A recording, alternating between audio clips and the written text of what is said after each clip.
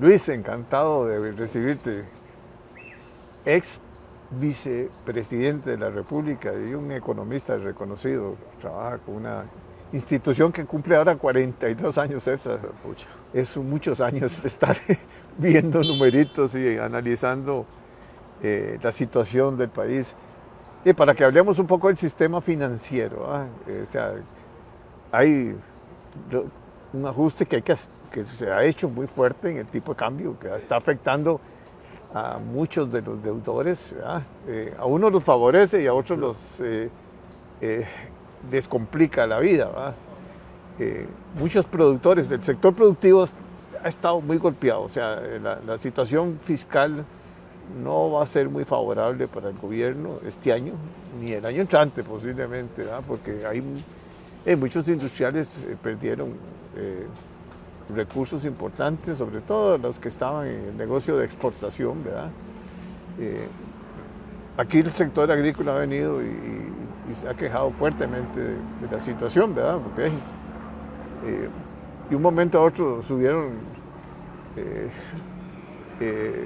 bueno, uno compraba los fertilizantes y los agroquímicos y todo en colores, y cuando le iba a liquidar la exportación, y ahí los dólares que tenía uno calculaba 600 ya eran a 500 y pico. Y ahí, eso es un 21% menos, ¿verdad?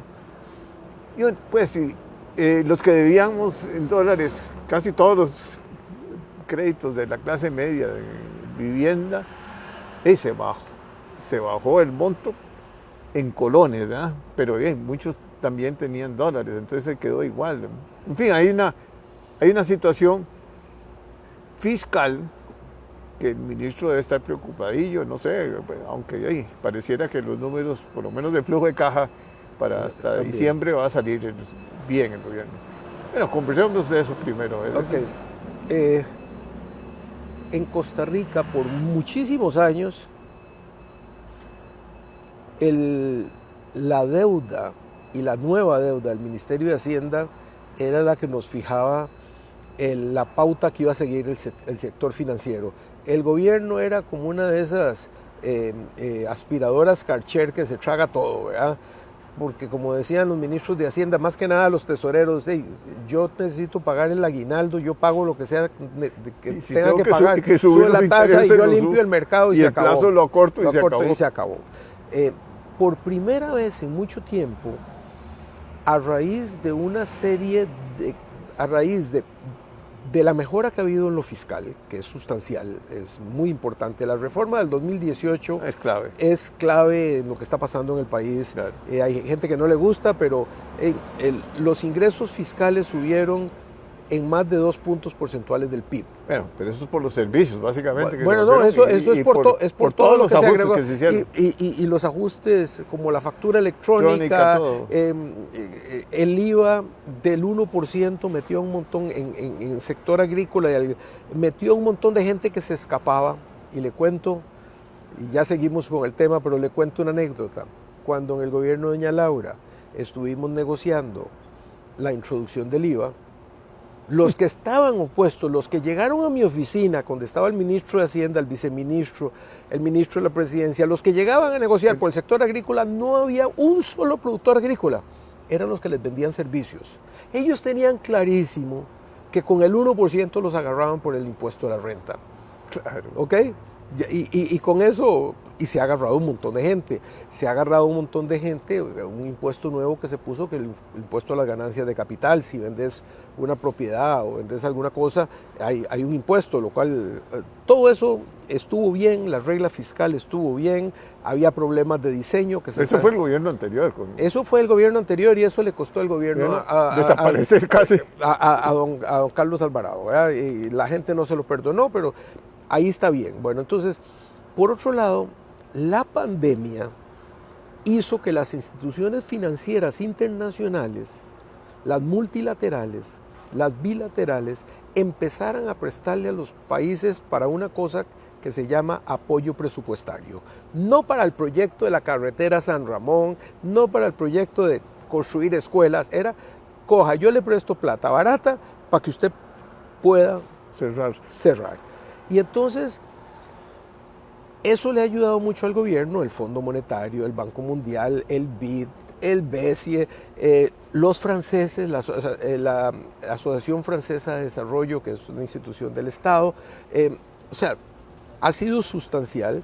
Y aparte, al inicio de este gobierno, recuérdese que se pasó la autorización para la emisión de bonos en el extranjero. Más una cosa que todo el mundo como que la deja pasar.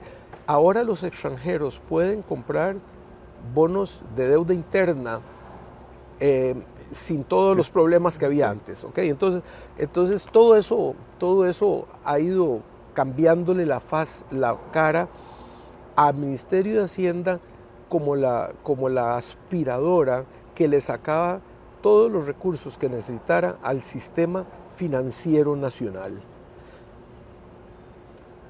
Eso ha hecho que las tasas, y aparte el Banco Central, después de que pasó la pandemia, sube la tasa de política monetaria al 9% para darle por la nuca a la inflación y la empieza a bajar poco a poco en los últimos meses, más lento de lo creo que yo que es prudente, pero y entonces tenés de un momento a otro un sistema financiero, y ahí incluyo no solo las instituciones que reciben depósitos, bancos, financieras, mutuales, cooperativas, sino que empiezo a ver el sistema financiero más extendido, que es puestos de bolsa, SAFIs, OPCs, las operadoras de pensiones. Las operadoras de pensiones son gigantescas. Gigantescas lo que están invirtiendo afuera. Claro, tienen que hacerlo. Porque no había papeles aquí. Sí, y desde el punto de vista de una operadora de pensiones, que su obligación no es financiar al gobierno, su obligación es proteger los ahorros de la gente para su pensión. Hay gente que cree que la obligación es financiar al gobierno. No, señor. La obligación de la OPC, del Banco Nacional, o del Popular, o del BAC, o de quien fuera, es proteger la pensión futura a largo plazo. A largo plazo, a 30 años, no es para hoy. Entonces, se han hecho muy grandes para un mercado tan chiquito. Entonces no hay papel para invertir. Y después volvemos al sistema de depósitos, lo cual crea una oportunidad que nunca habíamos tenido de que los bancos, las financieras, las mutuales, las cooperativas empiecen a buscar de común acuerdo con las OPCs recursos de largo plazo. ¿Qué te ayuda con eso? La emisión de bonos, digamos, hipotecarios, para que usted pueda financiar su casa a una tasa fija por un número de años y no le esté pasando lo que está pasando ahora. Sí, que te suben. De un momento a otro estabas pagando, qué sé yo, 100,000 colones por mes de, ¿cómo se llama?, de intereses y principal, y de un momento a otro estás pagando 150 o 200,000 pesos. Entonces eso es un golpe importante que afecta también el consumo de las personas. Entonces, ahí hay una oportunidad gigantesca. ¿Y el Bambi, por ejemplo? Es que yo nunca sé. Yo no he entendido por qué no se puede meter en... El Bambi, esa era uno de los objetivos. Pero los bancos tienen la capacidad de hacerlo.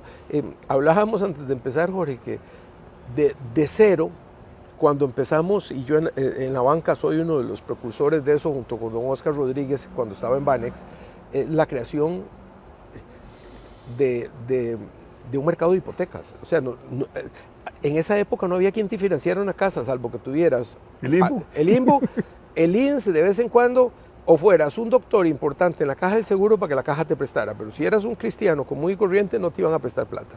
Bueno, ahora aproximadamente el 35% de la cartera de las instituciones financieras es vivienda, y esas fluctuaciones en los intereses te afecta al resto. El otro día, hablando con unos banqueros importantes en Estados Unidos, me decían: Luis, el 90% de las hipotecas en Estados Unidos están a tasa fija, están como al 3%. A esa gente no les está afectando lo que está pasando, está afectando el mercado de vivienda, porque yo no me voy a cambiar de casa ahora a comprar una nueva, porque la hipoteca nueva va a estar al 7,5 en vez de estar al 3. Pero lo que logras con innovación en el mercado financiero es quitarle un poco de incertidumbre a la gente. Y yo creo que eso es fundamental. Y creo que esa oportunidad está ahí. Entiendo que hay gente que está trabajando en eso. Espero que tengan éxito. Ayer tuve la buena suerte de hablar con el gerente de uno de los principales bancos del país y me dice, mira, deberíamos empezar a trabajar en eso más rápido que nunca, ¿verdad? Sí, claro, si los recursos están. Hay recursos, por primera vez. Y no hay papeles. Y no hay papel. Entonces la opción es mandar la plata para afuera. Y yo no creo que eso es lo que uno quiera hacer, ¿verdad? Mandarla. Sí, desde el punto de vista de diversificación, sí. Pero cuando la gente no invierte en el país porque no hay en qué invertir, ya es complicado. Ahora, volviendo al sistema financiero, en cómo le ha afectado el tipo de cambio, la revaluación que ha habido en el tipo de cambio, desde más o menos un promedio del año pasado, la media que anduvo como en 620, 630 pesos. Cuando a mí me hablan de 700 pesos, sí, esto 2 semanas. Son 2 semanas. Eso no se vale. Más o menos te llevábamos un 15% de revaluación, 15-16%, que es mucho. Eso ha afectado a los bancos, particularmente a los bancos privados, que tienen casi todo su patrimonio, una parte importante de su patrimonio, en dólares. ¿Por qué lo tienen en dólares? Para protegerse de las devaluaciones del pasado. Entonces, se invirtió todo. Ahora, para darle un ejemplo, en las utilidades de los bancos, se han bajado en más de 80.000 millones de colones comparados con el año pasado. Pero el año pasado tuvieron la ganancia cambiaria de los 700 colones. Pero las utilidades son menores hoy que las del 2021. Mucho de eso interesante es tipo cambio, y el aumento en las tasas de interés, que tiene un rezago en reflejarse en las tasas de interés de los préstamos. Entonces, el sistema bancario está ganando sustancialmente menos que en el pasado. En los bancos del Estado hay otro problema, que es una bronca que tienen con tributación directa, entonces están haciendo provisiones por si tienen que pagar eso. Es un pleito que lleva desde el año 2000, para que sepamos cómo anda la cosa. A los bancos del Estado también los afecta todos esos imposiciones parafiscales que llaman, para la Comisión Nacional de Emergencias, para el Infocop, para esto, para lo otro. Entonces eso les afecta un poco las utilidades. Pero el sistema está bien, el sistema está blindado, está bien vigilado. Aquí se hizo una cosa que yo verdaderamente me quito el sombrero ante las autoridades regulatorias. Cuando se vino la pandemia, se sentaron con los bancos y les dijeron, ok, vamos a hacer lo que llaman los gringos un holiday regulatorio. Les vamos a dar un tiempo en que si tienen utilidades por debajo, no se vale, no los vamos a penalizar por debajo del mínimo que tienen que tener, no los vamos a penalizar porque tengan que hacer provisiones más grandes, los vamos a aplaudir. Limpien su cartera, límpienla completamente. Las tarjetas de crédito. Bueno, lo de las tarjetas se vino a raíz de la ley de usura, que se volaron 450.000 tarjetas en 3 meses, ¿verdad? Las eliminaron y eliminaron no sé cuántos créditos que pasaron contra sus provisiones. Los bancos hicieron la tarea y me cuenta un banquero que don Alberto Den les dijo una cosa: tienen la oportunidad este año de limpiar sus canteras. No quiero ver el año entrante lo que llaman créditos zombies. Son aquellos que nunca se mueren, que siempre los reestructuran y los reestructuran. No, el año entrante les entramos con un garrote. Y vea qué interesante, este año los atrasos son menores que el año anterior. Quiere decir que los bancos tienen una cartera muy limpia. 2.1% de atraso sobre la cartera total es muy bajo. Es menor que el año anterior. Quiere decir que ese trabajo las autoridades regulatorias y los bancos, las financieras, las mutuales, lo hicieron muy bien. Tenemos un sistema blindado que está bien de la relación deuda-capital, del de la solvencia patrimonial de los bancos, eso está muy bien. Y cuando digo bancos estoy hablando de todas las entidades que reciben algún tipo de depósitos. Entonces, eso va caminando. No es un año bueno por su parte porque el crédito no está creciendo mucho. El crédito está creciendo a agosto un 5%, 5.1%, pero lo que está creciendo más rápido es el crédito en dólares. ¿Y por qué está creciendo el crédito en dólares? Porque le perdimos el miedo de que vaya a haber una devaluación. Entonces, cuando la gente va y se decide irse a comprar un carro, ¿qué importa que sea en dólares? Entonces lo que dicen, en colones o dólares. La diferencia entre colones y dólares es tan grande que aún con un 25, 30% de evaluación, que nadie la está viendo, me sale más barato. ¿Ok? Entonces, estamos en eso que el Banco Central quería crear, digamos, constantes fluctuaciones dentro de cierto margen en el tipo de cambio para que la gente se fuera desdolarizando, y lo que está pasando es que el crédito total está creciendo 5.4, pero el que está creciendo al 10% es el crédito en dólares. ¿Qué es lo que está creciendo, Jorge? Crédito para automóviles. Recordemos que no hubo automóviles durante la pandemia y un tiempo después por todos los problemas entraron nuevas marcas de vehículos. Mil cosas, y entonces había una demanda una demanda reprimida y ya puedo ir a cambiar el perol por otro. Eso se hizo. Entonces eso está creciendo muy bien. Está creciendo bien el crédito hacia zonas francas, que hay una construcción impresionante.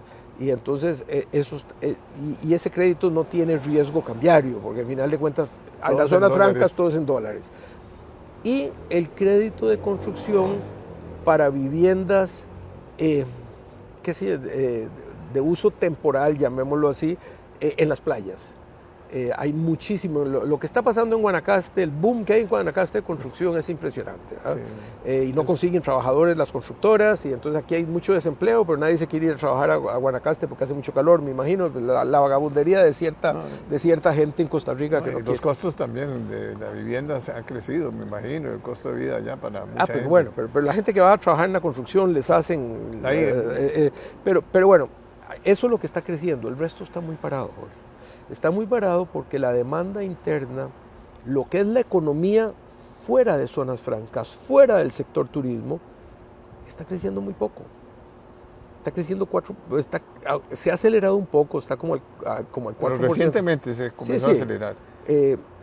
Y mucho de lo que se está acelerando es el rebote que viene del boom de las zonas francas, porque hay nueva gente trabajando, hay construcción, hay servicios que se le dan a las zonas francas, se le vende más electricidad, se le vende más agua, transportes, todo eso se va permeando por la economía.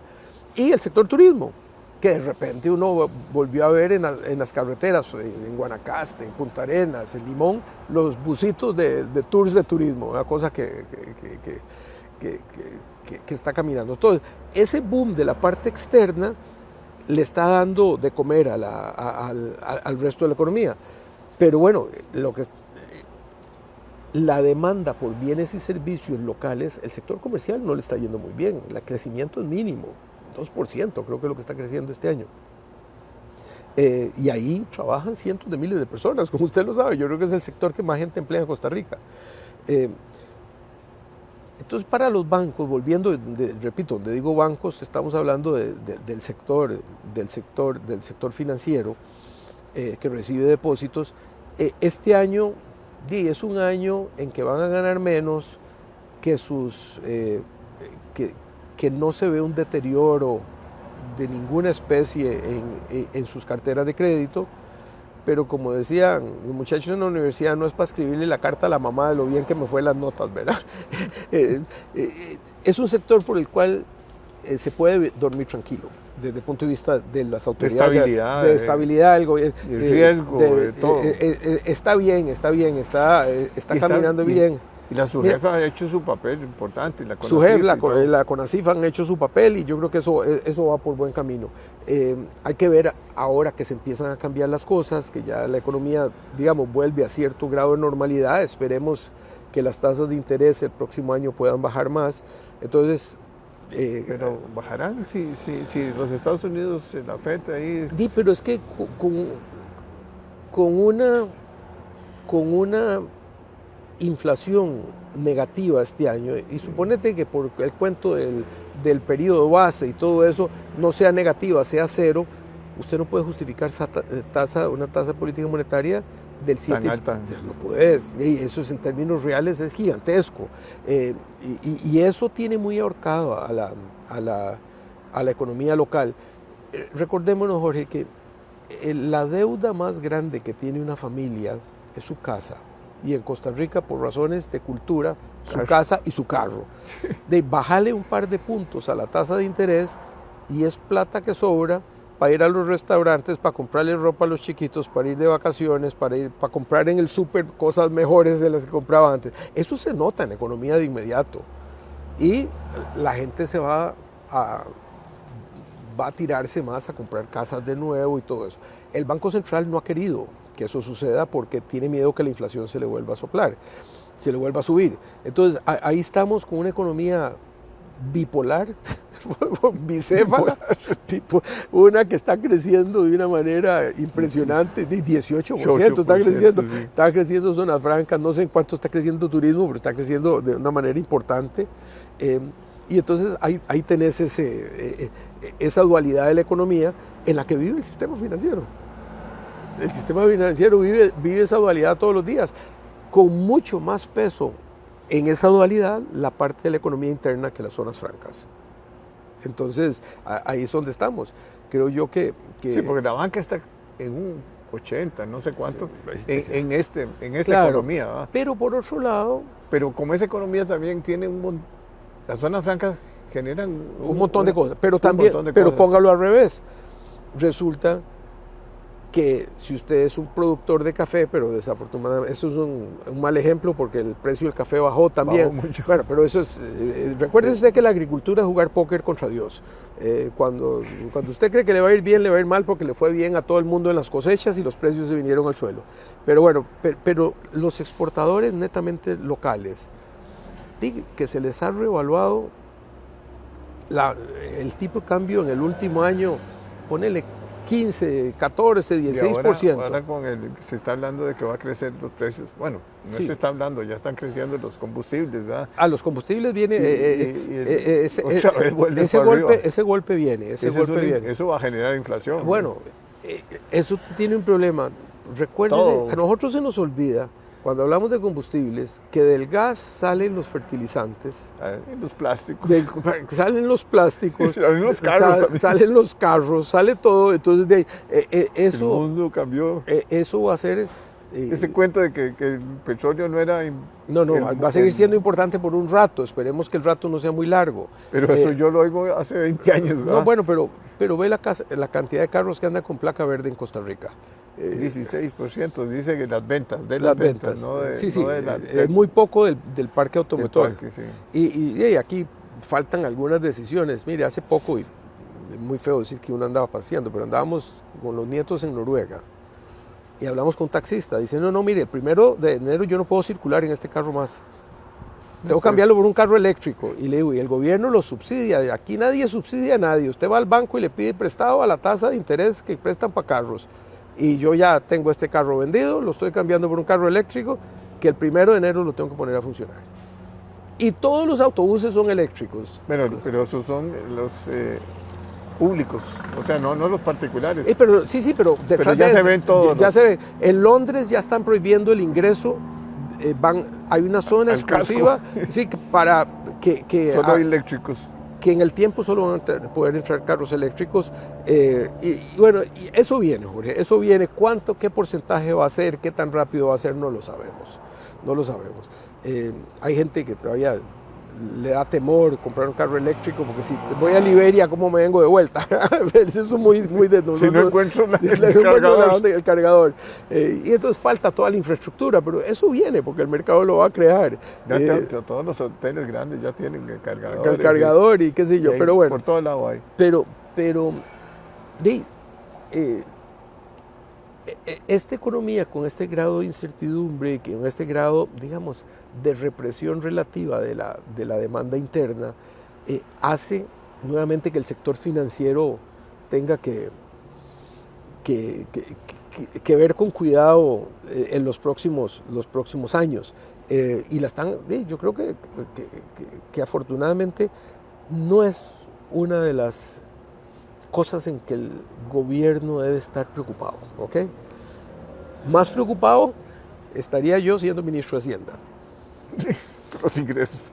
Bueno, ya tiene resuelto este año, pero... No, dividamos lo que es el flujo de caja de lo que es el resultado. Sí. El flujo de caja lo tienen resueltos porque sí. Hay préstamos de préstamos de aquel, van a salir los eurobonos de este año más los otros que pueden emitir este año. Pero recordemos que los resultados de las empresas, si salen mal el año entrante, van a tener... Las empresas vieran que hemos estado hablando nosotros en CEFSA con empresas y uno habla con amigos que son empresarios. Primero, que tienen activos en dólares dentro del balance, y eso baja. Segundo, que son exportadores, digamos, empresas medianas que venden mucho en Centroamérica. Y entonces eso es en dólares. Y las materias primas las compraron caras. Bueno, ya eso se está estabilizando, pero van a tener utilidades muy inferiores a las del año anterior. Mientras tanto, el gobierno está recaudando basado en los adelantos trimestrales que están basados en las utilidades del año pasado, del 2022, ¿verdad? Sí, que no. Y en el año entrante van a ser de este año. Recordate que en marzo se hace la liquidación y si yo gané bastante menos, es posible que no tenga que pagar ningún impuesto en marzo, pero de ahí donde calculo los trimestres que siguen y es posible que tenga que pagar sustancialmente menos que este año. A mí me parece que ahí hay una torta que con el deseo de mantener el tipo de cambio bajo, y eso no lo estoy inventando yo, si usted lee las últimas declaraciones de cuando decidieron no bajar más la tasa de política monetaria o no bajarla en la última reunión de política monetaria, es para que no afecte el tipo de cambio, porque la bajada en los intereses posiblemente haga que el tipo de cambio suba un poco. Entonces, una de las consecuencias, digamos, secundarias, no esperadas, es que mantener el tipo de cambio a donde está, y está afectando las finanzas del Ministerio de Hacienda. En utilidades, y recuérdese que si yo traía un carro que valía, póngale usted $20,000, sí. El 59% son impuestos, ¿verdad? Y ese 59% se bajó. El carro sigue costando los mismos $20,000, pero ahora es 14% menos, ¿verdad? El mismo carro es 14% menos. Y entonces en impuesto de ventas, impuesto de importación, impuesto de consumo, todo ese montón de impuestos que les tenemos aquí a los carros. Y que era un gran generador. Es un generador importante en las importaciones. Entonces, Jorge, ahí es donde estamos con el efecto cambiario, como te dije, sobre los ingresos fiscales, sobre las utilidades de los bancos, sobre las utilidades de un montón de empresas. Al mismo tiempo, parcialmente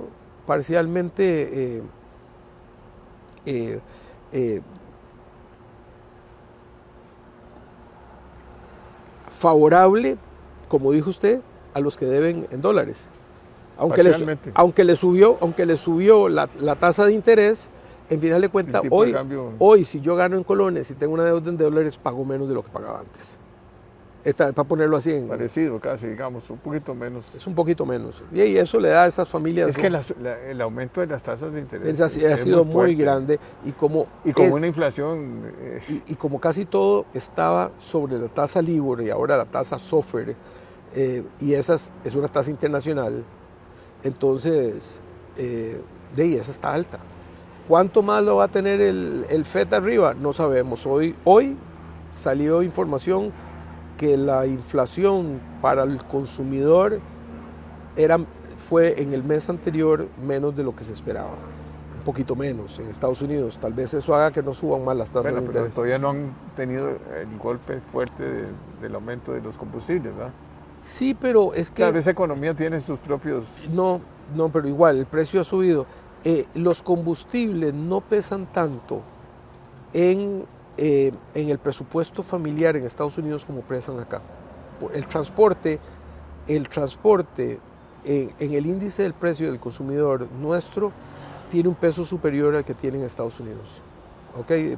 Sencillamente porque es caro aquí y las familias tienen que montarse en el bus para ir a trabajar, ¿verdad? O en el carro. O en el Uber. Sí. Bueno, allá está todo el mundo en carro casi, ¿verdad? El transporte público es muy bajo. Eso, bueno, se está hablando de los buses eléctricos y los taxis eléctricos y ojalá que eso, que todo lo que es el transporte público, por lo menos el urbano, que sea, hay que buscarle una figura con electricidad y ojalá pensemos, aunque sea a mediano plazo, porque pareciera que se canceló ya el proyecto del transporte de los ferrocarriles, ¿verdad? Eso es importantísimo, ¿verdad? En Europa todos se manejan por metro y por... Bueno, ahí están hablando, pero vea, aquí sí hay una cosa. Nosotros negociamos, a principios del 2014 terminamos la negociación con los españoles, con el gobierno español, para que construyeran el Cartago, Ciruelas y la vuelta aquí por Belén al ferrocarril eléctrico al Pacífico. Eso nos iba a costar más o menos 575 millones de euros. La negociación se terminó, pero faltaban tan pocos días para que el gobierno terminara que se le dejó lista para que el gobierno siguiente... pero ellos dijeron, no, este no sirve, vamos a hacer una cosa nueva. 575 millones eran financiables con la tercera parte de una emisión de bonos. Sí. Pero nos presentaron un proyecto en el gobierno de Solís, se hizo muy poco al respecto, y el gobierno de Carlos Alvarado salieron con una solución de 1.600 millones, 3 veces tanto. Una solución de país rico. Ya estás hablando de otros volúmenes, de otros números. Y yo creo que uno puede empezar a arreglar esto haciéndolo por etapas. Por lo menos haciendo el básico que se había planteado, y luego hacerle todos los pasos a desnivel y cuánta cosa haya, y eso se puede ir haciendo en el tiempo. Pero es fundamental hacer eso, y es buscar también otra solución, no solo de este a oeste, sino que de norte a sur. Hay mucha gente vive en Desamparados, Alajuelita, y hay mucha gente en la parte norte, en Tibás, Santo Domingo Heredia. O sea, uno podría hacer cosas, pero yo no... es demasiado cosas sobre el ministro y viceministros de Transporte en una organización tan débil como es la Organización de Infraestructura que hay en Costa Rica. Es que usted le hace así y siguen saliendo los mismos 5 ingenieros. Eso es lo que hay, 5, 10 ingenieros. Son la misma gente siempre, Jorge. Y no cambian porque la estructura salarial tampoco ayuda. Bueno, eso se va a arreglar ahora con la ley de empleo público. Sí, porque entonces van a poder ajustarlas. Cuando salga, se ponga a funcionar eso, va a ser interesante. Pero bueno, habiendo dicho eso, no hemos buscado las soluciones que se deben buscar al tema de transporte para bajarle los costos a la gente, que sea un porcentaje menor de la canasta. Y ahí saldrían papeles ahí para el financiamiento. Todo se puede hacer, todo se puede hacer. Una de las cosas que yo siempre he dicho públicamente, a lo que me opongo, es que con plata de las OPC se financie la construcción. De otro metro en otro país. No, es que no sabemos lo que va a costar, porque si hay algo que es pura ficción son los presupuestos de las obras públicas en Costa Rica. Una vez que está construido y se conoce el flujo de caja, usted sí puede vender ese activo. Ya está, de hecho. Ya está. Los mexicanos son unos artistas. Los mexicanos hacen más o menos entre 4 y 5 mil millones de dólares en carreteras que construye el gobierno. Y una vez construidas, si tienen 1 o 2 años de peajes, saca papeles y mantenimiento. No, lo venden por 25 o 30 años a una empresa constructora junto con las OPCs y fondos de inversión que ven, lo que ven ahí es un flujo de caja futuro. Bueno, aquí la 27 es un flujo de caja. Bueno, entonces los mexicanos han sido muy buenos en hacer esa cosa, pero la incapacidad que tenemos en Costa Rica y que hay que reconocerla, por Dios, porque yo estuve muy metido en eso, somos incapaces de construir una carretera sin que haya problemas. Es que es imposible. En todas terminan habiendo clavos, estafas, mal hecha, etcétera, etcétera. Entonces, expropiaciones, comenzando con las expropiaciones. Eso es bizantino, lo de Costa Rica, comparado con otros países. Pero bueno, eso hay que resolverlo. Pero volviendo a nuestro tema, yo creo que bueno, pero eso movilizaría mucho la economía interna. Es que la construcción de infraestructura, pero más que la infraestructura es bastante intensa en el uso de capital. Sí. Comparado con la construcción de vivienda. Ya. Es que vivienda es mucho empleo. Es mucho empleo. O sea, y empleo no calificado, en gran parte.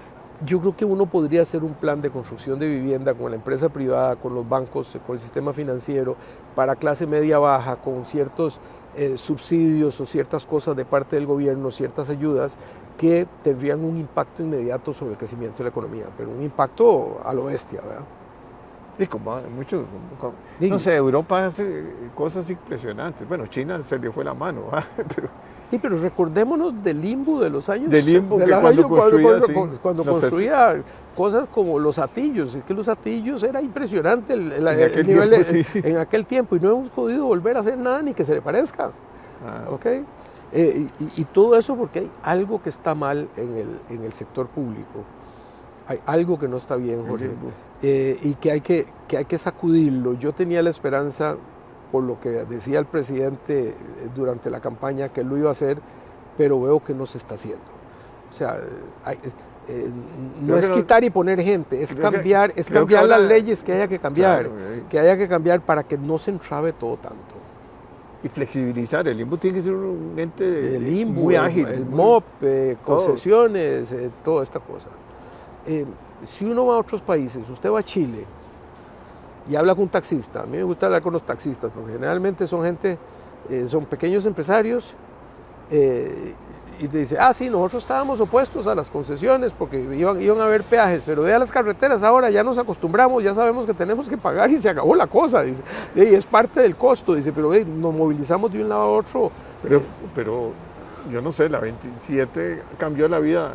A mí, por lo menos, que yo vivo en la Guásima. Y sí, no puede ser. Claro, ahora un choque paraliza todo la 27. Que 10 años después de que había que ampliarla, sigamos en discusiones de que si están ganando mucho, están ganando poco. O que el gobierno va a construirla y financiarla, y después la vende, o no sé, porque si hay algo que no sabe hacer el gobierno es construir carreteras. Ya, eso está demostrado, ¿eh? Claramente. Ok. Bueno, nos vemos en poco tiempo otra vez para conversar. Jorge. Siempre sos un gran analista económico de la perspectiva de qué es lo que hay que hacer y sobre todo de cómo está el país y qué debemos de... Pero aquí lo que tenemos que hacer es unirnos todos, porque no podemos seguir polarizando esta sociedad más. ¿Verdad? Es muy difícil. Se está volviendo muy difícil el diálogo y llegar a acuerdos nacionales y planificar a largo plazo. Es que eso no hay. Me decían, yo conocía aquí el día de la toma de posesión de doña Laura, llegó el ministro de Infraestructura de Israel, que es infraestructura, ya va desde carreteras, puentes, ferrocarriles, agua, electricidad, telefonía, o sea, todo lo que es infraestructura pública. Y me decía, mire, nosotros siempre tenemos un plan de 10 años. 70% de los recursos públicos de infraestructura van para ese plan. El otro 30% es el que hace posible el 70%. Le digo, ¿qué significa eso? Ese es el 30% para que los diputados hagan la acera, la sequía.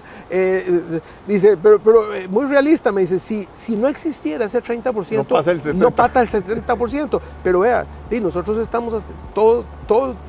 El ministro de Infraestructura no se tiene que preocupar de los problemas diarios de que la política para allá no. Yo sé que en el año 2024 tengo que tener lista la línea del tren de aquí a allá. Eso es lo que dice el plan. Y eso es aceptado por todos los partidos. Y esos planes existen en Costa Rica, eso es lo peor. Eso está hecho, lo hicieron los españoles. Todo el mundo cuando se sienta a hablar de infraestructura, estamos hablando de la misma cosa, los mismos proyectos, las mismas cosas, ahí están. Empapelados. Y póngales orden y póngase a trabajar, pero hay que cambiar leyes, y para cambiar leyes hay que tener consenso, y para tener consenso hay que conversar, y eso es lo que nos está pasando. Bueno, Luis, encantado de saludarte. Gracias. Gracias.